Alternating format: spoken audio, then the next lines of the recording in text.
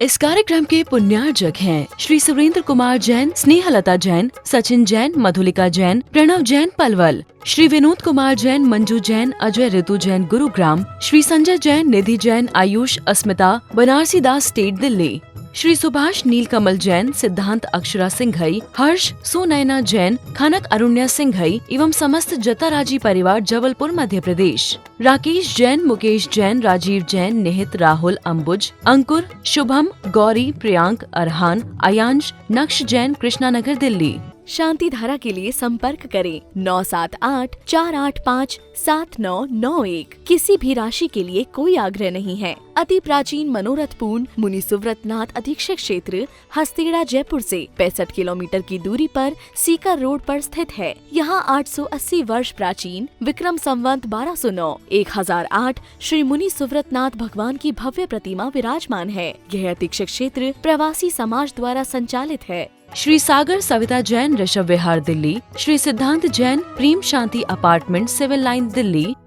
तीन भुवन में सार बीते रागे विज्ञानता, शिव स्वरूप शिविकार नमहु त्रियोग समार के। छेढ़ाला नाम का ग्रंथ अद्वितीय ग्रंथ है। आवाल गोपाल सभी को आसानी से समझ में आ जाता है। इतनी सरलता से यह ग्रंथ लिखा गया है कि जो भी एक बार पढ़ेगा वह इस ग्रंथ का मुरीद हो जाएगा। क्योंकि छेढ़ाला में दुख के कारण, सुख और सुख के कारण 4 चीज़ों की ही विशेष चर्चा की गई है। तीसरे नंबर की ढाल चल रही है। निराकुलता को सुख कहा है और सुख के कारण सम्यक दर्शन, सम्यक ज्ञान, सम्यक चात्र कहे गए हैं। मोक्ष मार्ग की चर्चा से तीसरी ढाल शुभारंभ हुई है। और निश्चय मोक्ष मार्ग, व्यवहार मोक्ष मार्ग, ये मोक्ष मार्ग के 2 कथन किए गए हैं। मोक्ष मार्ग तो एक ही प्रकार का है, ऐसी सम्यक दर्शन भी एक ही प्रकार का है, पर सम्यक दर्शन के 2 भेद निश्चय और व्यवहार की दृष्टि से किए गए। पर द्रव्यों से भिन्न आत्मा की रुचि को निश्चय सम्मिश्रण कहा गया है और जीव आदि 7 तत्वों की समीचीन श्रद्धा, ज्यों की त्यों श्रद्धा को व्यवहार सम्मिश्रण कहा गया है। और व्यवहार सम्मिश्रण के जो कारण हैं वो वीतराग देवता गुरु का समीचीन श्रद्धान है। सम्मिश्रण जीवन की अमूल्य निधि है। सम्यक प्रकट होते ही आत्मा को आत्मा का भान हो जाता है, आत्मा को आत्मा की पहचान हो जाती है, आत्मा को आत्मा की प्रतीति हो जाती है। मोक्ष महल की प्रथम सीढ़ी है। आगम ग्रंथों में सम्मिश्रण की प्राप्ति के 2 मूल कारण कहे हैं, एक अंतरंग कारण, एक बहिरंग कारण। निकट भव्यता का प्राप्त होना, तत्व विचार का निरंतर अभ्यास करते हुए मिथ्यात्व और अनंतानुबंधी कसाय को कमजोर करते हुए इनका घटते चले जाना, ही उपाधि का ज्ञान यथार्थ होते जाना, परिणामों की विशुद्धता पूर्वक आप तत्व की गहरी रुचि होना, ये सभी अंतरंग साधन हैं। संक्षेप में कहें, दर्शन, मोहिनी आदि कर्मों का 6 उपशम होना, ये भी अंतरंग साधन है। बहिरंग कारणों में कहा है, जिन बिंब दर्शन, धर्म का श्रवण, जाति स्मरण, वेदना का अनुभवन, जिन महिमा दर्शन, देववृद्धि दर्शन आदि, ये बहिरंग कारण हैं। मनुष्य गति में जिन बिंब दर्शन, धर्म श्रवण, जाति स्मरण, ये 3 बहिरंग कारण मूल रूप में कहे गए हैं। सम्मिश्रण की सिद्धि के लिए क्या प्रयास करें? दंशन मूलो धम्मो, सम्यक धर्म का मूल है। इसकी प्राप्ति के लिए क्या प्रयास करना चाहिए, क्या उद्यम करना चाहिए, कैसे आत्मा को आत्मा की निधि की उपलब्धि हो, प्राप्ति हो। नित्य तत्व की उपलब्धि के बिना मोक्ष मार्ग का शुभारंभ नहीं होता। सम्यसन यत्न साध्य होकर के सहज साध्य है। यह स्वतः प्रकट नहीं होता, अपने आप प्रकट नहीं हो जाता। इसके लिए सकारात्मक प्रयास करने की आवश्यकता होती है। सर्वप्रथम प्रयत्न पूर्वक वीतराग देवादि का सच्चा स्वरूप जानना, पहचानना आवश्यक है। प्रवचन सार ग्रंथ में 80 नंबर की गाथा में कहा है आचार्य कुंद स्वामी ने, जो जानदि अरहंतम दब्बत गुणत पज्यते हिम सो जानदि अपाणम मोहो खलु जादि तस्लयम। जो अरहंत भगवान को द्रव्य गुण पर्याय से जानता है वो अपनी आत्मा को जानता है। जो अपनी आत्मा को जानता है उसका दर्शन मोह क्षय को प्राप्त होता है, और जिसके दर्शन मोह का क्षय हो जाता है उसे सम्यसन की कहते प्राप्ति हो जाती है। तो अनंत को जान करके आत्मा को जाना जाता है, और आत्मा के जानने पर मोहिनी कर्म की कहते सत्ता नष्ट हो जाती है। जब मोहिनी कर्म चला जाता है तो सम्यत्व का प्रादुर्भाव हो जाता है। सम्यत की सिद्धि के लिए प्रयत्न पूर्वक भेद विज्ञान का भी अभ्यास निरंतर करते रहना चाहिए। बिना भेद ज्ञान के आत्मा की कहते प्रसिद्धि सिद्धि नहीं होती है। बनादास कवि ने कहा है, भेद ज्ञान साबु भयो समरस निर्मल नीर, और धोबी अंतर आत्मा धोवे निजगुण चीर। निजगुण रूपी वस्त्रों को धोने के लिए भेद विज्ञान रूपी साबुन का प्रयोग करने की आवश्यकता होती है, और क्षमता रूपी जल के द्वारा भेद विज्ञान की साबुन के माध्यम से हमारे आत्मा के सारे गुण के निर्मलता को, शुद्धता को प्राप्त हो जाते हैं, और आत्मा पावन हो जाता, शुद्धता को प्राप्त हो जाता है। इसलिए भेद ज्ञान एक ऐसा अस्त्र है, शस्त्र है, जिसके माध्यम से जीव मोक्ष मार्ग में कहते आपको प्रवेश करा देता है। सम्यक दर्शन गुणस्थान की परिपाटी में चतुर्थ गुणस्थान से प्रारंभ होता है। तीनों सम्यसन औपसमिक, छायोपसमिक और छायक के रूप में तीन सम्यत्व के भेद कहे गए हैं। ये तीनों सम्यत कहते हैं चतुर्थ गुणस्थान में कहते प्रकट होते हैं। दर्शन मोहिनी आदि कर्म के उपशम से, अनंतानवंदी कसाय के उपशम से जो सम्यक्त होता है वह औपसमिक कहलाता है,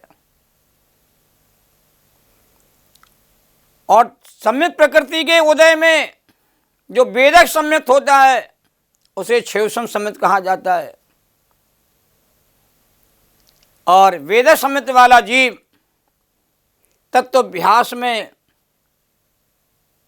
निपुण होता हुआ सातों प्रकृतियों का क्षय करके, दशम मोहिनी कर्म की 3 प्रकृतियां, अनंतानवंदी कसाय की 4 प्रकृतियों का क्षय करके जो सम्यक्त होता है उसको छायक सम्यसन कहते हैं। प्रथमोसम सम्यक नियम से छूटता है क्योंकि उसका काल अंतर्मूर्त कहा गया है। छाया समुद्र का काल साधी अनंत काल कहा गया है, और क्षेयसम समुद्र का अधिकतम काल 66 सागर से कुछ अधिक कहा गया है।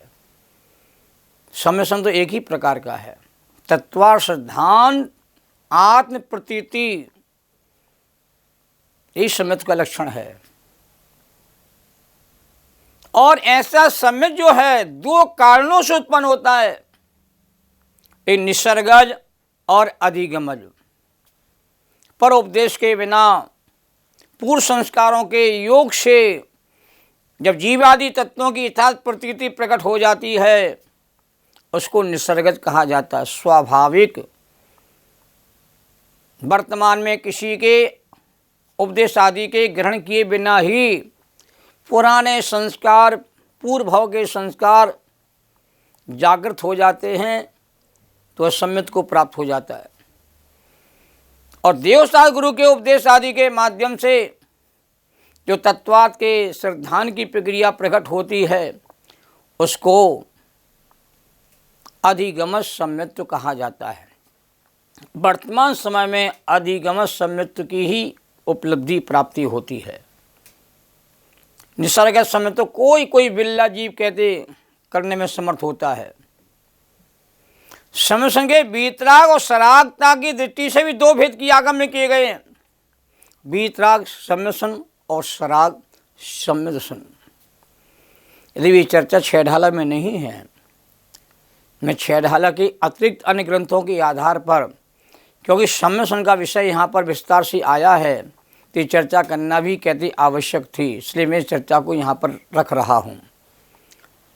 प्रसन्न, सम्वेक, अनुकंपा, आस्तिक आदि लक्षण जिसमें तत्वा सिद्धांत पूर्वक प्रकट होते हैं वह सराग सम्यसन कहलाता है।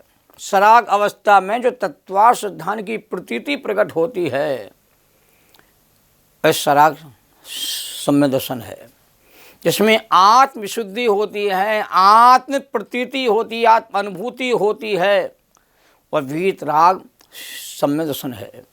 राजवार्तिक ग्रंथ में कहा आचार्य अकलंक देव ने, 7 प्रकृतियों का अत्यंत क्षय हो जाने पर जो आत्मा की विशुद्धि होती है वह वीतराग कहते सम्यक दर्शन है। अन्य ग्रंथों में निमित्त आदि के भेद से 10 प्रकार के भेद भी सम्यक के कहे गए हैं। आज्ञा सम्यक, मार्ग सम्यक, उपदेश सम्यक, सूत्र सम्यक, बीज सम्यक, संक्षेप सम्यक, विस्तार सम्यक, अर्थ सम्यक, अवगाढ़ और परम अवगाढ़ कहते हैं सम्यक। ये 10 प्रकार के भेदों की चर्चा और भी अन्य ग्रंथों में उपलब्ध होती है। इसको भी हमें समझने का प्रयास करना चाहिए। पर ध्यान दें, छेढ़ाला ग्रंथ में 10 प्रकार के सम्यक के भेदों की चर्चा नहीं है। सराग और वीतराग सम्यक की चर्चा भी यहाँ पर नहीं है। 3 प्रकार के उपसम, क्षयोपसम, 3 प्रकार के सम्यक की चर्चा भी यहाँ पर नहीं है। उपसम, क्षयोपसम और क्षय के रूप में यहाँ जो चर्चा की गई है वो चर्चा नए ज्ञान की दृष्टि से की गई है, क्योंकि दौलत राम कवि ने छेढ़ाला ग्रंथ में नए ज्ञान का विशेष प्रयोग किया है और वस्तु अवस्था को समझने के लिए नए ज्ञान की हमें विशेष आवश्यकता होती है और बिना नए ज्ञान के वस्तु अवस्था समझ में नहीं आती है। और आगम में 2 मूल नए हैं, निश्चय नए और व्यवहार नए, और दोनों नयों का प्रयोग कहते हैं यहाँ पर छेढ़ाला ग्रंथ में किया गया है, और विशेषकर 30 नंबर की ढाल में। जो वस्तु का यथार्थ स्वरूप है, सत्यार्थ स्वरूप है, वास्तविक स्वरूप है, मूल स्वरूप है, वस्तु का जो त्रैकालिक स्वरूप है उसे निश्चय कहा गया है। वस्तु का उपचर स्वरूप होता है, वस्तु का भेद प्रभेद के माध्यम जो ज्ञान कराया जाता है वह व्यवहार का कथन कहलाता है। अंतरंग कारण को बताने वाला निश्चय, बहिरंग कारण को बताने वाला व्यवहार, त्रैकालिक स्वरूप बताने वाला निश्चय और तात्कालिक स्वरूप बताने वाला व्यवहार, अभेद का ज्ञान कराने वाला निश्चय और भेद से ज्ञान कराने वाला व्यवहार, उपादान से ज्ञान कराने वाला निश्चय और निमित्त से ज्ञान कराने वाला व्यवहार कहते कहा जाता है। अभेद से कथन करेगा तो निश्चय होगा और भेद से कथन करेगा तो व्यवहार हो जाएगा। 2 को एक कहेगा तो व्यवहार हो जाएगा और 2 को भिन्न भिन्न कहते बताएगा तो वहाँ पर निश्चय हो जाएगा। अभेद अखंड वस्तु का जो स्वरूप है वो निश्चय के द्वारा ही पता चलता है और अभेद में भेद करके जो वस्तु के स्वरूप का प्रतिपादन किया जाता है जो व्यवहार के द्वारा कहा जाता है। असंयोगी स्वरूप जो है वो निश्चय का विषय है और संयोग से जो ज्ञान कराया जाता है वो व्यवहार का कहते कथन कहलाता है। इस प्रकार निश्चय व्यवहार दोनों जिनवाणी के मूल नए हैं और दोनों नयों के द्वारा वस्तु के स्वरूप का प्रतिपादन किया जाता है, एक नए वस्तु के अंतरंग स्वरूप को बताता है और एक नए वस्तु के बहिरंग स्वरूप को बताता है। और वस्तु एक होती है। अब वस्तु का निरूपण दो नए के माध्यम से किया जाता है। अंतरंग रूप को बताने वाला परमार्थ और बहिरंग रूप को बताने वाला व्यवहार। ये चर्चा निश्चय व्यवहार की हमें थोड़ी समझने की आवश्यकता होती है, क्योंकि व्यवहार निश्चय नए का प्रतिपादन करने वाला है। निश्चय का विषय तो अवाच्य है, अभेद है, अखंड है। शब्दों के द्वारा निश्चय का निरूपण संभव नहीं है और निश्चय तक पहुंचाने का जो दायित्व है, कार्य है, वो व्यवहार नए के ऊपर छोड़ा हुआ है। व्यवहार स्वयं परमार्थ नहीं होता है, परमार्थ का सहचारी सहयोगी होता है, परमार्थ तक ले जाने में सहायक होता है।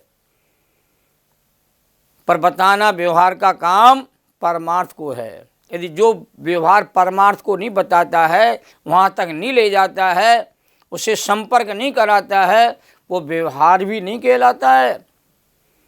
कि व्यवहार का पक्ष तो जीव को अनादिकाल से है, उसे सिद्धि नहीं होती है। व्यवहार के माध्यम से परमार्थ को ग्रहण किया जाता है, परमार्थ का आश्रय लिया जाता है, परमार्थ की प्राप्ति तभी होती है, उपलब्धि जभी होती है। इसलिए व्यवहार स्वयं परमार्थ नहीं होता है, परमार्थ को समझाने में अपनी भूमिका अदा करता है। जैसे कर्मचारी होते हैं, वो ऑफिस के मालिक नहीं होते हैं, पर सारे कर्मचारी मालिक के कार्य को क्रियान्वित करने का काम करते हैं। मालिक स्वयं काम नहीं करता है, वो अपना काम कर्मचारियों के माध्यम से कराता है। ऐसे ही परमार्थ का परिचय भी व्यवहार नहीं देता है। निश्चय अपना परिचय देने में समर्थ नहीं है, क्योंकि उसका कथन अवाच्य है, अकथनीय है। उस कथन को कहते हैं व्यवहार नए के द्वारा ही समझाया जाता है। इसलिए हमारे कुंद कुंज जैसे महान आचार्यों ने कहा है कि व्यवहार के बिना कोई परमार्थ को समझने में सक्षम नहीं है। व्यवहार समझने समझाने का एक साधन है, समझना परमार्थ को है।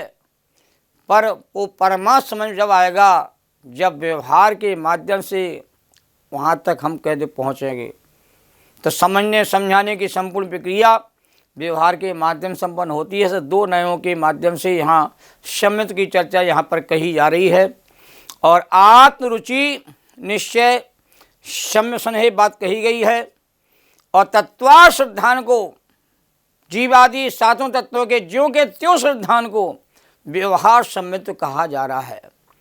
और व्यवहार सम्यत्व का स्वरूप सामान्य पने विशेष पने से अब आगे विस्तार से दौलत राम जी समझाना चाहते हैं कि व्यवहार सम्यत यदि आपका निर्मल होगा ना, यथार्थ होगा, तो निश्चय सम्यत की प्राप्ति के अवसर बनेंगे। और व्यवहार सम्यत ही आपका खोटा होगा, यथार्थ नहीं होगा, तो निश्चय सम्यत की प्राप्ति के अवसर नहीं बनेंगे। सात तत्व की प्रक्रिया में से जीव अजीव को पहचानना है और जीव अजीव के माध्यम जीव की पहचान करना है, और पहचान कर जीव की कहते प्रतीति अनुभूति करना है, तो सम्यत का मार्ग निकल के आता है। हम सब लोग सम्यत के भाव को अच्छी तरह ग्रहण करें, इसी भावना के साथ की चर्चा को पूर्ण करते हैं। आगे जीव तत्व का विस्तार बहुत विस्तार से किया गया छेड़ाला ग्रंथ में, उसकी चर्चा अगले अंक में की जाएगी। जैनम जयतु शासनम, सभी साधर्मी जनों को सादर जय जनन। सहजानंदी शोध स्वरूपी अविनाशी में आत्मस्वरूप, ज्ञानानंदे पूर्ण निराकुल, सदा प्रकाशित चेतन रूप, सदा प्रकाशित चेतन रूप। निज निधि निज में बताई, जो किया उपकार है, उसके लिए जिन वाणी माँ को वंदना सतवार है, उसके लिए जिन वाणी माँ को वंदना सतवार है। छह ढाला सुने समझें और छह ढाला ग्रंथ की अनुमोदना करें, जिससे आपके भीतर सम्यत्व का प्रकाश प्रकाशित हो।